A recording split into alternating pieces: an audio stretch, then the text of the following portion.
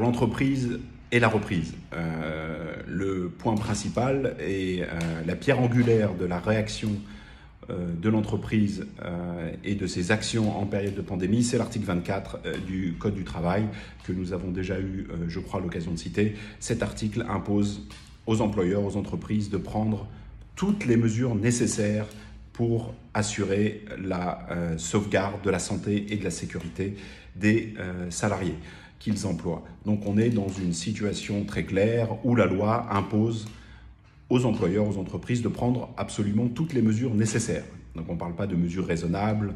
ou de mesures possibles, on évoque et on parle de mesures absolument nécessaires, ce qui signifie donc qu'il faut pour les entreprises mettre en place un comité de veille pour s'assurer de l'évolution de la pandémie, de l'évolution des recommandations ou des propositions au niveau scientifique pour savoir de quelle manière il faut se protéger, se prémunir contre cette pandémie et lutter contre elle. Donc on a un certain nombre de mesures, les masques, la distanciation sociale, les dépistages précoces, le télétravail, la rotation des effectifs.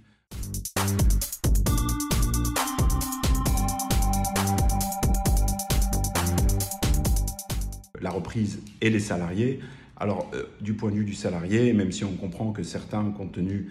de la peur de la contamination, peuvent aller à reculons vers cette reprise et vers la réintégration dans leur poste de travail, ils sont légalement tenus d'honorer les contrats qu'ils ont signés. Et donc, de ce point de vue,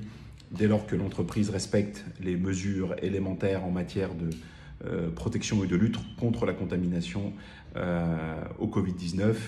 ils doivent continuer à exécuter leur mission. Ils peuvent, le cas échéant, demander si leur activité le permet, à être en télétravail, mais le principe étant qu'ils doivent honorer leurs engagements contractuels. Les autorités n'ont pas fermé l'accès aux entreprises, n'ont pas interdit l'activité. Donc, de ce fait-là, les contrats existent, les contrats doivent être respectés, les salariés doivent travailler. Par contre, s'ils constatent que les mesures élémentaires ne sont pas respectées, ils doivent d'abord, dans un premier temps, s'en ouvrir auprès de leur employeur, le cas échéant des représentants du personnel de l'entreprise, pour essayer de trouver une solution, à défaut auprès de l'administration et donc principalement de l'inspection du travail. Et si jamais aucune mesure n'est prise, malgré ces alertes et ces demandes faites par le salarié, il nous semble qu'alors, en pareille situation, il lui est possible d'exercer en quelque sorte un droit de retrait ou une exception d'inexécution de sa prestation en considérant qu'il ne peut pas travailler, motif pris du fait que l'employeur lui-même ne respecte pas ses obligations légales et notamment celles issues de l'article 24 visant à assurer la protection de sa santé et de sa sécurité.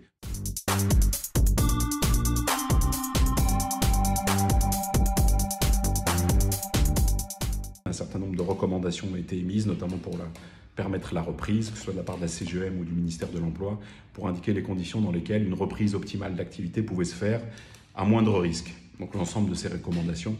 effectivement, doivent être suivies et l'administration a la possibilité, par différents types de contrôles inopinés, de vérifier le respect par les entreprises